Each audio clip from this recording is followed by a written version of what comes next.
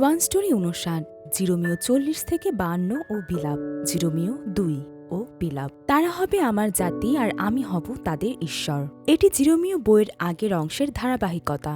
ঈশ্বরের ন্যায় বিচারের অন্য কোনো উপায় নেই তাদের পাপের জন্য বিচার করা ছাড়া। কিন্তু আমাদের জানতে হবে যে ঈশ্বরের বিচারও তার নিজ জাতির জন্য আরেক রকমের পরিত্রাণের পথ, ঈশ্বরের জাতির অনুতাপ। এখন ঈশ্বরের জাতিকে আবার ঈশ্বরের সতর্কবাণী গ্রহণ করতে হবে, বিশ্রাম দিন পবিত্র রাখতে হবে, অনাথ ও বিধবাদের যত্ন নিতে হবে এবং ন্যায়ভাবে আচরণ করতে হবে। রাজা যোশিয়ার সংস্কারের আগে ও পরে ঈশ্বরের জাতির অবশিষ্ট অংশ আবার ঈশ্বরের কাছে ফিরে আসে, যদিও সবাই ফিরে আসেনি এবং যারা ফিরে এসেছিল তারা সর্বদা ঈশ্বরের প্রতি অপরিবর্তিতভাবে অনুগত ছিল না। তবুও তারা মুখে ঈশ্বরের কাছে স্বীকারোক্তি করেছিল। তারা ঈশ্বরকে স্বীকার করে বলেছিল, আমরা তোমার কাছে ফিরব। হে প্রভু, তুমি ন্যায়ের সঙ্গে আমাকে সংশোধন করো। হে প্রভু, আমরা আমাদের দুষ্টতা ও আমাদের পিতৃগণের অপরাধ স্বীকার করছি। আমরা সত্যিই তোমার বিরুদ্ধে পাপ করেছি। হে প্রভু, আমাকে সুস্থ করো, আমি সুস্থ হব। আমাকে রক্ষা করো, আমি রক্ষা পাবো, কারণ তোমাকেই আমি স্তব করি। হে প্রভু, তোমার জাতিকে রক্ষা করো, ইসরায়েলের অবশিষ্টদের। পরিত্রাণ একমাত্র ঈশ্বরই করতে পারেন। ঈশ্বর তার জাতির পাপ নির্দেশ করেছেন, সেই পাপ অনুযায়ী শাস্তি ঘোষণা করেছেন এবং তাদেরকে আবার ঈশ্বরের দিকে ফিরে আসতে বলেছেন। আর জনগণের মধ্য থেকে অনুতাপের কণ্ঠ শোনা গিয়েছিল। কিন্তু আমরা জানি, মরুভূমির দিনগুলোতে কিংবা কনান দেশের বিচারকদের সময় বারবার শাস্তি ও অনুতাপের মধ্য দিয়েও পাপের মূল সমস্যা কখনো সমাধান হয়নি। তাদের অনুতাপ ছিল মূলত দুঃখ থেকে পরিত্রাণ পাওয়ার জন্য। তারা সেই ঈশ্বরের হৃদয়ের প্রতি আগ্রহ দেখায়নি, যার আর কোনো উপায় ছিল না তাদের শাস্তি দেওয়া ছাড়া। তাই কষ্টের পর পরিত্রাণ আর পরিত্রাণের পর শান্তি, এভাবেই যখন আসত, পাপের চক্রটি আবার শুরু হতো। এটাই ছিল তাদের সীমাবদ্ধতা। অবশেষে ঈশ্বর নিজেই পরিত্রাণের কাজের মূল কর্তা হিসেবে প্রকাশ পেলেন। কিন্তু আমাদের জানা উচিত, ঈশ্বর পরিত্রাণের কর্তা হলেন তা মানুষের বারবার ব্যর্থতার কারণে দ্বিতীয় বিকল্প হিসেবে নয়, বরং এটি ছিল সৃষ্টির পূর্বেই ঈশ্বরের মূল পরিকল্পনা। ঈশ্বর তাদের পাপে ফেলেননি, কিন্তু সর্বশক্তিমান ঈশ্বর তাদের অতীত, বর্তমান ও ভবিষ্যৎ সবই জানতেন। তাই ঈশ্বর নিজেই সমস্ত বিষয়ের কর্তা হিসেবে প্রকাশিত হলেন। ঈশ্বর বলেছেন, আমি তাদেরকে সেই দেশে ফিরিয়ে আনব যা আমি তাদের পূর্বপুরুষদের দিয়েছিলাম।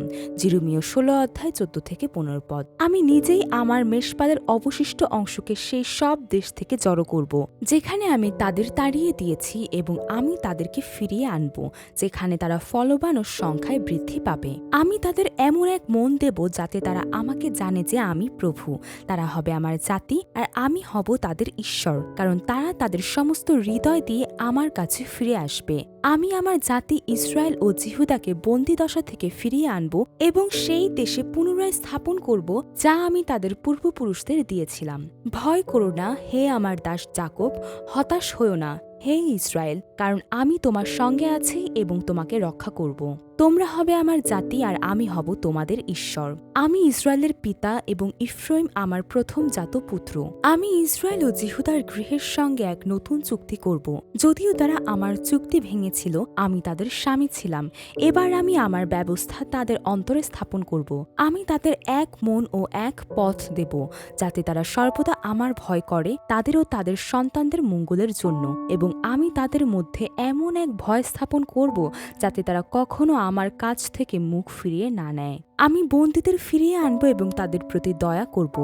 ভয় করো না, হে আমার দাস যাকব, হতাশ হয়ো না, হে ইসরায়েল, কারণ আমি অবশ্যই তোমাকে দূর দেশ থেকে উদ্ধার করব, তোমার সন্তানদের নির্বাসনের দেশ থেকে ফিরিয়ে আনব। সেই দিনগুলোতে ও সেই সময় প্রভু ঘোষণা করেন, ইসরায়েলের অপরাধ খোঁজা হবে কিন্তু কিছুই পাওয়া যাবে না, জিহুদার পাপ খোঁজা হবে কিন্তু কিছুই থাকবে না, কারণ আমি সেই অবশিষ্টদের ক্ষমা করব যাদের আমি রক্ষা করব। পরিত্রাণ হলেন যিশু খ্রিস্ট, যিনি মশীহ হিসেবে আসবেন। ঈশ্বরের পরিত্রাণের পরিকল্পনায় যিনি মূল চরিত্র হিসেবে প্রকাশিত হন, তিনি হলেন যিশু খ্রিস্ট। ঈশ্বর বলেছেন, দেখো, এমন সময় আসিতেছে যে সময়ে আমি দাউদের বংশে এক ধার্মিক পল্লব উৎপন্ন করিব। তিনি রাজা হইয়া রাজত্ব করিবেন, বুদ্ধিপূর্বক চলিবেন এবং দেশের ন্যায় বিচার ও ধার্মিকতার অনুষ্ঠান করিবেন। জিরোমিও ২৩ অধ্যায় ৫ পদ। তাহার সময় জিহুদা পরিত্রাণ পাইবে ও ইসরায়েল নির্ভয়ে বাস করিবে, আর তিনি এই নামে আখ্যাত হইবেন, সদাপ্রভু আমাদের ধার্মিকতা। জিরোমীয় 23:6 সেই দিনগুলোতে এবং সেই সময় আমি দাউদের বংশ থেকে এক ধার্মিক অঙ্কুর উৎপন্ন করিব, সে দেশে ন্যায় ও ধার্মিকতা সম্পাদন করবে। যেহেতু যিশায়া পুস্তকে মশীহ যীশু খ্রিস্টের নির্দিষ্ট রূপ, চরিত্র ও কার্য ইতিমধ্যেই বিস্তারিতভাবে বর্ণিত হয়েছে, তাই যিশায়ার পরবর্তী ভাববাদীদের বইগুলোতে আর এত বিশদভাবে তা প্রকাশ করা হয়নি। দক্ষিণ জিহুদা জেরুসালেম পতনের পর জেরুসালেমের পরাজয় এই রূপে হইয়াছিল। জিহুদার রাজ সিদিকিয়ের 9ম বৎসরের 10ম মাসে বাবিল রাজ নবুখদ্নেচ্ছর ও তাহার সমস্ত সৈন্য জেরুসালেমের বিরুদ্ধে আসিয়া তাহা অবরোধ করিলেন। পরে সিদিকিয়ের 11 বৎসরের 4th মাসের 9ম দিনে নগরের এক স্থান ভগ্ন হইল। জিরোমীয় 39:1-2 বাবিলের রাজা আহিকামের পুত্র গদলীয়কে জিহুদার শাসনকর্তা নিযুক্ত করেন, যিনি সেই সব পুরুষ, নারী, শিশু ও দরিদ্রদের দেখাশোনার দায়িত্ব পান যাদের বাবিলে বন্দী করা হয়নি। গদলীয় তাদের বলেছিলেন, এই দেশে বাস করো এবং বাবিলের রাজার সেবা করো, তাহলে তোমরা ভালো থাকবে। তখন জিহুদায় ছড়িয়ে থাকা লোকেরা ফিরে এসে গদলীয়র কাছে জিহুদার দেশে বাস করতে শুরু করে, কিন্তু অল্পদিনের মধ্যেই নথনিয়ের পুত্র ইসমায়েল গদলীয়কে হত্যা করে। এটা শুনে কারেহের পুত্র যোহানন এবং সেনাপতিরা ইসমায়েলকে তাড়িয়ে দেয়, যিনি আম্মনীয়দের সঙ্গে যুক্ত ছিলেন। তখন জনগণ বাবিলকে ভয় পেয়ে মিশরে পালিয়ে যাওয়ার চিন্তা করে, কারণ গদলীয়, যিনি ইসমাইলের হাতে নিহত হয়েছিলেন, বাবিলের নিযুক্ত গভর্নর ছিলেন। তখন লোকেরা জিরোমিয়ের কাছে এসে বলল, আমাদের জন্য তোমার ঈশ্বর প্রভুর কাছে প্রার্থনা করো। তারা বলল, প্রার্থনা করো যেন প্রভু আমাদের ঈশ্বর আমাদের জানিয়ে দেন আমরা কোথায় যাব এবং কি করব। জিরোমিয় বললেন, আমি তোমাদের কথা শুনিলাম, দেখো তোমাদের বাক্যানুসারে আমি তোমাদের ঈশ্বর সদাপ্রভুর কাছে প্রার্থনা করিব, এবং সদাপ্রভু তোমাদিগকে যে কোনো উত্তর দিবেন, তাহার সমস্ত কথা তোমাদিগকে জ্ঞাত করিব, কিছুই তোমাদের কাছে গোপন করিব না। জিরোমীয় 42:4 তখন তারা বলল, সদাপ্রভু আমাদের মধ্যে সত্য ও বিশ্বাস্য সাক্ষী হন। আপনার ঈশ্বর সদাপ্রভু আপনার দ্বারা যে কোনো কথা আমাদের কাছে বলিয়া পাঠাইবেন, তদনুসারে আমরা অবশ্য করিব। ভালো হোক কি মন্দ হোক, আমরা যাহার কাছে আপনাকে প্রেরণ করিতেছি, আমাদের ঈশ্বর সেই সদাপ্রভুর রবে আমরা অবধান করিব, যেন আমাদের ঈশ্বর সদাপ্রভুর রবে অবধান করি বলিয়া আমাদের মঙ্গল হয়। জিরোমীয় 42:5-6 প্রথমে দেখে মনে হচ্ছিল পিছনে থাকা লোকেরা ঈশ্বরের ইচ্ছা অনুযায়ী জীবনযাপন করতে চায়, কিন্তু 10 দিন পরে ঈশ্বর জিরোমিয়র মাধ্যমে বললেন, বাবিলকে ভয় করো না, এই দেশেই বাস করো। কিন্তু যদি তারা মিশরে চলে যায়, যেখানে যুদ্ধ নেই, খাদ্য প্রচুর, তাহলে তারা তরবারি, দুর্ভিক্ষ ও মহামারীতে মারা যাবে, কেউই বাঁচবে না। জিরোমিয় আরও বললেন, কেননা বাহিনীগণের সদাপ্রভু ইসরায়েলের ঈশ্বর এই কথা কহেন, জেরুসালেম নিবাসীদের উপরে যেমন আমার ক্রোধ ও কোপ ঢালা গিয়াছে, তোমরা মিশরে গমন করিলে তোমাদের উপরে তেমনি আমার কোপ ঢালা যাইবে। তোমরা অভিসমপাত, বিস্ময়, সাপ ও টিটকারির পাত্র হইবে। এই স্থান আর কখনো দেখিতে পাইবে না। জিরোমীয় 42:18 তিনি সতর্ক করে বললেন, হে জিহুদার অবশিষ্ট লোক সকল, সদাপ্রভু তোমাদিগকে বলিয়াছেন, তোমরা মিশরে প্রবেশ করিও না। নিশ্চয় জানিও, আমি অদ্য তোমাদিগকে এই সাক্ষ্য দিলাম। বস্তুত তোমরা আপনাদের প্রাণের বিরুদ্ধে প্রতারণা করিয়াছ, কেননা তোমরা আমাকে তোমাদের ঈশ্বর সদাপ্রভুর কাছে প্রেরণ করিয়াছিলে, বলিয়াছিলে, তুমি আমাদের নিমিত্ত আমাদের ঈশ্বর সদাপ্রভুর কাছে প্রার্থনা করো, তাহাতে আমাদের ঈশ্বর সদাপ্রভু যাহা যাহা বলিবেন তদনুসারে তুমি আমাদিগকে জানাইবে, আমরা তাহা করিব। আর অদ্য আমি তোমাদিগকে তাহা জানাইলাম। কিন্তু তোমাদের ঈশ্বর সদাপ্রভু যে সকল বিষয়ের জন্য আমাকে তোমাদের কাছে পাঠাইয়াছেন, তাহার কোনো বিষয়ে তোমরা তাহার রবে অবধান করিলে না। অতএব এখন নিশ্চয় জানিও, তোমরা যে স্থানে প্রবাস করণার্থে যাইতে বাঞ্ছা করিতেছ, সেই স্থানে খড়গ, দুর্ভিক্ষ ও মহামারী দ্বারা মারা পড়িবে। জিরোমীয় 42:19-22 যখন তারা এই কথা শুনল, হোশূয়ের পুত্র অশরীয় ও কারেহের পুত্র যোহানন এবং সমস্ত লোক বলল, তুমি মিথ্যা বলিতেছ, মিশরের প্রবাস করিতে যাইও না, এই কথা বলিতে আমাদের ঈশ্বর সদাপ্রভু তোমাকে পাঠান নাই। জিরোমীয় 43:2 তাদের মুখে তারা বলেছিল, সদাপ্রভু আমাদের মধ্যে সত্য ও বিশ্বাস্য সাক্ষী হন। আপনার ঈশ্বর সদাপ্রভু আপনার দ্বারা যে কোনো কথা আমাদের কাছে বলিয়া পাঠাইবেন, তদনুসারে আমরা অবশ্য করিব।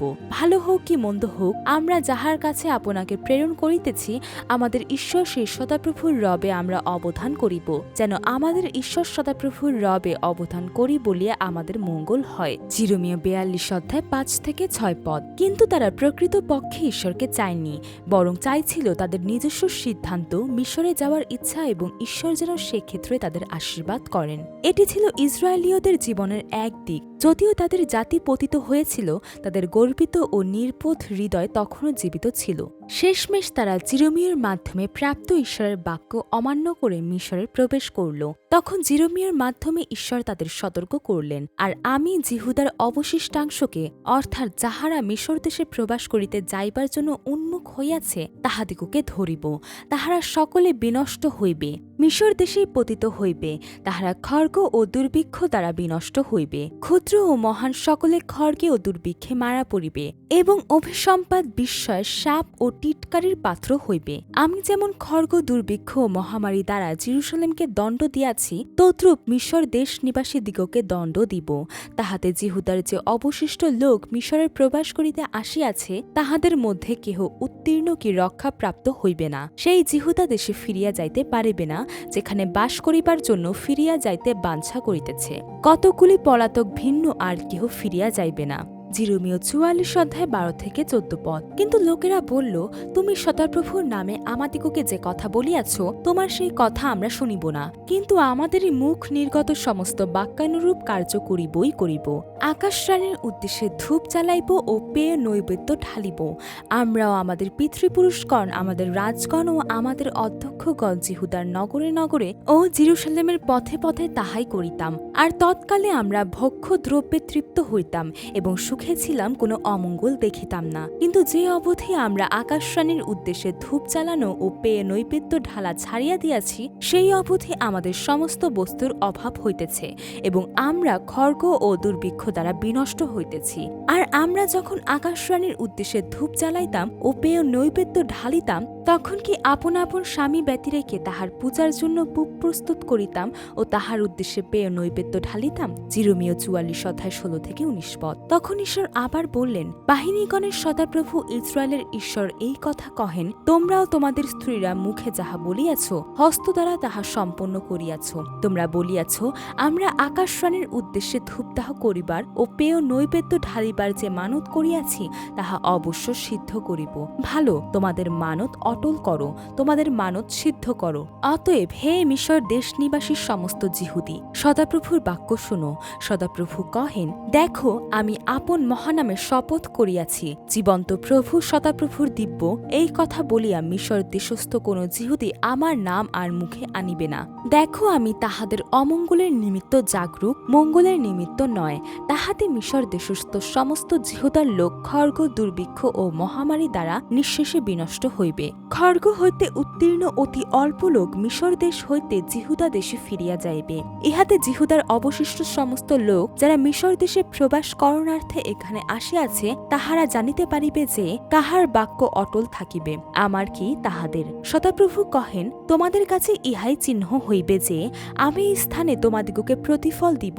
যেন তোমরা জানিতে পারো যে তোমাদের বিরুদ্ধে আমার বাক্য অবশ্য অটল থাকিবে অমঙ্গলের নিমিত্ত। সদাপ্রভু এই কথা কহেন, দেখো, আমি যেমন জিহুদার রাজ সিদিকীয়কে তাহার প্রাণ নাশের সচেষ্ট শত্রু বাবিল রাজ নবুখদ্নেছরের হস্তে সমর্পণ করিয়াছি, তেমনি মিশর রাজ ফৌরন হফরাকেও তাহার শত্রুদের হস্তে, যাহারা তাহার প্রাণ নাশের সচেষ্ট, তাহাদের হস্তে সমর্পণ করিব। জিরোমীয় ৪৪:২৫-৩০ পদ। জাতিগুলোর উপর বিচার। তারপর ঈশ্বর ঘোষণা করলেন, মিশর, পলেষ্টীয়, মোয়াব, অম্মন, ইদোম, দম্মেশক, কেদরের ও হাৎসর, এলম এবং বাবিলের বিচার। কিন্তু সেই বিচারের মাঝেও ঈশ্বর তার জাতির পরিত্রাণ ভুলে যাননি। বিলাপগীত। বিলাপগীত শব্দের আক্ষরিক অর্থই হল দুঃখের কান্নার গান।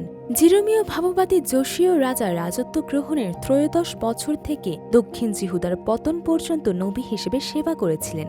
তিনি প্রায় ৪০ বছর ধরে জিহুদার পতনের ভবিষ্যৎবাণী করেছিলেন। কিন্তু বাবিলের ৩টি আক্রমণ ও জিহুদা ও জেরুসালেমের পতন প্রত্যক্ষ করে জিরোমীয় নিজের গভীর বেদনা লুকাতে পারেননি। ধ্বংসের বাস্তবতা।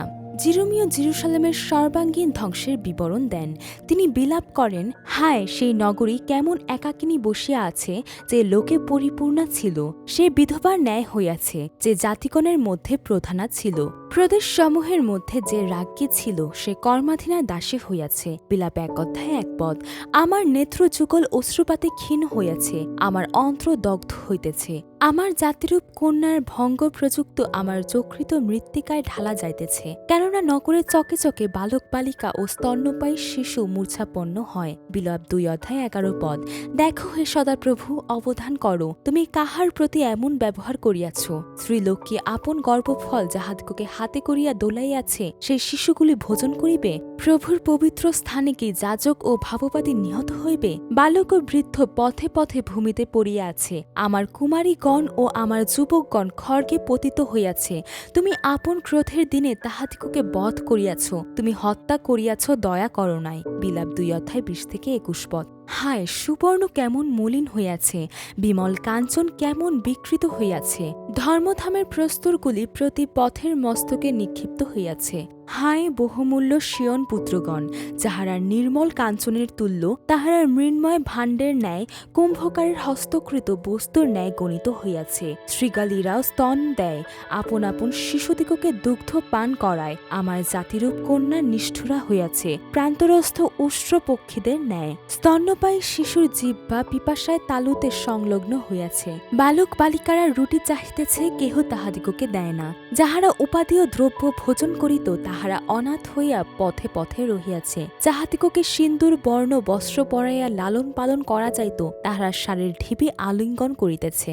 বাস্তবিক আমার জাতিরূপ কন্যার অপরাধ সেই সদমের পাপ হইতেও অধিক, যাহা এক নিমিষে উৎপাটিত হইয়াছিল, অথচ তাহার উপরে মানুষের হাত পড়ে নাই। তাহার অধ্যক্ষগণ হিম অপেক্ষা নির্মল, দুগ্ধ অপেক্ষা শুভ্রবর্ণ ছিলেন। প্রবাল অপেক্ষা রক্তবর্ণ অঙ্গ তাহাদের ছিল।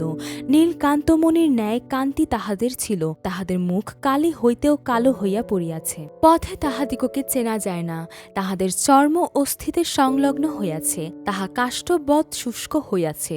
ক্ষুধাতে নিহত লোক অপেক্ষা বরং খড়গে নিহত লোক ধন্য, কেননা ইহারা ক্ষেত্রের শস্যের অভাব যেন শূলে বিদ্ধ হইয়া ক্ষত পাইতেছে। স্নেহময়ী স্ত্রীগণের হস্ত আপন আপন শিশু রন্ধন করিয়াছে। আমার জাতিরূপ কন্যার ভঙ্গ প্রযুক্ত ইহারা তাহাদের খাদ্যদ্রব্য হইয়াছে। বিলাপ 4:1-10 হে সদাপ্রভু, আমাদের প্রতি যাহা ঘটিয়াছে স্মরণ করো, দৃষ্টিপাত করো, আমাদের অপমান দেখো। আমাদের অধিকার বিদেশীদের হস্তে, আমাদের বাটি সকল বিজাতীয়দের হস্তে গিয়াছে। আমরা অনাথ ও পিতৃহীন, আমাদের মাতারা বিধবাদের ন্যায় হইয়াছেন। আমাদের জল আমরা রৌপ্য দিয়া পান করিয়াছি, আমাদের কাষ্ঠ মূল্য দিয়া কিনিতে হয়। লোকে ঘাড় ধরিয়া আমাদিগকে তাড়না করে, আমরা পরিশ্রান্ত কিছুই বিশ্রাম পাই না। বিলাপ 5:1-5 যদিও তারা জানত যে এই বিচার ও শাস্তি তাদের পাপের ফল, তবুও জিরোমীয়র পক্ষে এটি দেখা এবং ইসরায়েলীয়দের পক্ষে তা ভোগ করা ছিল ভয়ানক বাস্তবতা। তবে এটিও ঈশ্বরের ইচ্ছা ছিল না। ধ্বংসের মূল কারণ ছিল ঈশ্বরের জাতির পাপ। এই বিষয়ে জিরোমীয় স্পষ্টভাবে বলেছিলেন, আমাদের হৃদয় থেকে আনন্দ চলে গেছে, আমাদের নৃত্য শোকে পরিণত হইয়াছে, আমাদের মাথা থেকে মুকুট পড়ে গেছে। হায়, আমরা পাপ করেছি। এই জাতির পাপ সদমের পাপের চেয়েও গুরুতর ছিল, যা আগুনের বিচারে ধ্বংস হয়েছিল। বিশেষত নবী ও যাজকরাই এই পাপের নেতৃত্ব দিয়েছিল। ধ্বংসের বিষয়, ঈশ্বরের জাতির ধ্বংস ঈশ্বরের দুর্বলতার কারণে নয়। তা নয় যে ঈশ্বর জাতিগুলোর বিরুদ্ধে জয়ী হতে পারেননি বা তার জাতিকে রক্ষা করতে ব্যর্থ হয়েছেন, বরং তাদের নিজেদের পাপের কারণে ঈশ্বর তাদের এমন জাতিগুলোর হাতে সমর্পণ করেছিলেন যাদের মোকাবিলা করার ক্ষমতা তাদের ছিল না। এই একই বিষয় বিচারকদের যুগেও বারবার দেখা গিয়েছিল। ঈশ্বর তার জাতিকে তাদের পাপের জন্য পার্শ্ববর্তী জাতিগুলোর হাতে তুলে দিয়েছিলেন, এমনকি তাদের বিক্রি করেছিলেন। আবার অন্যদিকে ঈশ্বর তার জাতির হাতেও পার্শ্ববর্তী জাতিগুলোকে তুলে দিয়েছিলেন। এর অর্থ এই নয় যে ঈশ্বর তাদের পরাজয় বা ধ্বংস চান, বরং বিজয় বা পরাজয় কিছুই ঈশ্বরের অনুমতি ছাড়া ঘটে না। জিরোমীয় ঘোষণা করেছিলেন, সদাপ্রভু যে সংকল্প করিয়াছিলেন তাহা সিদ্ধ করিয়াছেন, পুরাকালে যাহা আজ্ঞা করিয়াছিলেন সেই বাক্য পূর্ণ করিয়াছেন। তিনি নিপাত করিয়াছেন, দয়া করেন নাই। তিনি সত্য শত্রুকে তোমার উপরে আনন্দ করিতে দিয়াছেন, তোমার বিপক্ষদের শৃঙ্গ উচ্চ করিয়াছেন। বিলাপ 2:17 অর্থাৎ সমস্ত ঘটনার নিয়ন্ত্রণ ঈশ্বরের হাতে, পরিত্রাণের কর্তা।